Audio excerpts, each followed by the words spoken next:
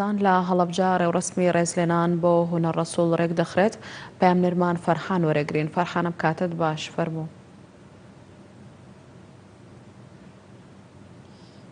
بەڵێش و سڵاو لە تۆ لە تەواوی بینەرانی گەلی کوردستان دیارە یان لە دەستدانی هونەر ڕەسوڵی پامنێری گەلی کوردستان کاردانەوەی جیاوازی لێکەوتوێتەوە و لەسەر ئاستی سەرۆکاتی هەرێمی کوردستان و پەرلەمان و حیزبە سیاسیەکان پرسەنامەی تایبەتیان بۆ گەلی کوردستان ناردووە. ئەمڕۆژ لە پارێزگای هەڵەبجە ژمارەیەک لە ڕۆژنامە نووسانی دەستگا جیاوازەکانی ڕاگەاندن لە بەردەم مۆنمنتی هەڵەبجە کۆبوونەتەوە بۆ دەربڕینی پرسە و سەرخۆشی خۆیان. هاوکاتە نیکای ڕۆژنامە نووسانی کوردستان لە قی هەڵەبجە بەشداریان کردووە. ئەمانە بەشێکن لەو ڕۆژنامە نووسانی کە ڕۆژانە لە دەستگاکانی ڕاگەاندن دەستگا جیاوازەکان کار دەکەن کە هاتوونە ئێرە هاوخەمی خۆیان بۆ هونەر ڕەسوڵ و دەستگای گەلی کوردستان دەرەبڕن. پێم خۆشە بڕۆمە لای کاک ئیبراهیم لێبساوی لقی هەڵەبجەی سەرۆکای ڕۆژنامە نووسانی کوردستان.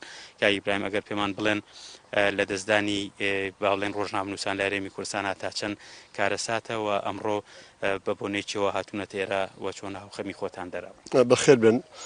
بەداخەوە ئێمە ئەمڕۆ لەگەڵ ئەم پۆلە ڕۆژنامە نووسا هاوخەمی خۆمان دەرەبڕین بۆ گیانەدەزانی هاوکارێکی ترمان لە شاری ڕانیا کاکە هونەر کە لە کاتی جێبەجێکردنی واجبی ڕۆژنامە نووسی خۆیان گیانی لەدەستدا.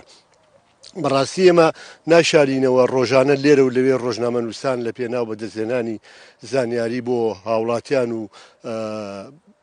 بۆ هاوڵاتیان بەگشتی و بەدەستێنانی هەواڵی نوێ دووچاری لێدان و ترس و تۆقااندن و گرتن و ئەشکەنجەدانە بنەوە. ئەمەش بۆ ئێمە مایەی سەرکۆنەکردن و بە ئیدانەکردنە کە پێویستە بەجددی حکوومەتی هەرێم لە کوردستانە بە تایبەت دێمەقسە لەسەر کوردستانەکەین بە شێوەیەکی با بڵێن یاسایی مامەڵە لەگەڵ ڕۆژنامە نووسانە بکە بە پێی یاسای ڕۆژنامە نووسی نەک بەو شکڵی کە ئێستا لە کوردستان وجودی هەیە. کاکە هونەرێکێکە لەو ڕۆژنامە نووسانەی کە بەهۆی ئەو فشارەی کە دوێنێ لە کاتی خۆنیشاندانەکانی شاری ڕانیا کەوتە سەری و دووچاری ئەو حاڵەتە بوویەوە بەداخەوە گیانی دەزا. لێرەوە ئێمە وەکو ڕۆژنامە نووسانی هەڵەبجێ شەهید وەکو سندیکای ڕۆژنامە نووسانی کوردستان لقی هەڵەبجە هاوغەمی خۆمان و پرسە و سەرخۆشی خۆمان بۆ بنەماڵەی بەڕێزیان دەرەبڕین بە هیوای نەمە دواغەمیان بێت و چیتر غەمی لەمە ناخۆشتر دووچاریان نەبێت. جەنابەت وەکو ڕۆژنامە نووسێک چ پەیام بەداخەوە جارێکی تر هەواڵی یانە دەزانی ڕۆژنامە نووسێکی ترمان پێگەیشت کە بۆ ئێمە شۆکە ئاوا ڕۆژنامە نووسان بە تەنها ئامێننەوە و ئاوا بۆ شێوازە گیانە سپێرن کە ئێمە ئاوا هاوخەمین بۆیان. ئێستا پێش دەستپێکردنی لایڤەکەتان باسمان لەوە کرد ئێمە ڕۆژنامە نووسان هەمیشە هەوڵمان بۆ گەیاندنی هەواڵ و زانیاری و نوێترین دەنگ و باسەکانە بۆ خەڵکی تر بەڵام هەمیشە خۆمان تەنهاین.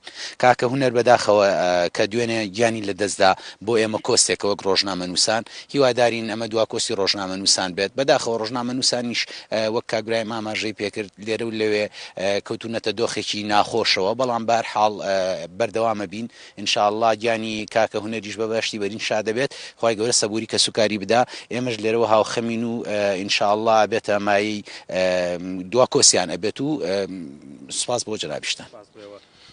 بەڵێ هەش و ئێمە جارێکی دیکە بە ناوی گەلی کوردستانەوە خانەوادەی کاکە هونەرەوە سپاس و دەستخۆشیمان بۆ هەموو ئەو لایەنە سیاسی و لایەنە حکومی و ڕۆژنامە نووسانە هەیە کە لە سەرجەم شار و شارشکەکان ئەمڕۆ خاوخەمی گیان لە دەستدانی کاکە هونەر بوون و جارێکی دیکە پەیمان بە کاکە هونەر دووپا دەکەینەوە ئێمە بەردەوام دەبین لەسەر ئەو ڕێگەی کە ئەو گرتبوویە بەر و سوپاسی هەموو ئەو لایەنانە دەکەین کە سەرخۆشیان دەربڕیوە.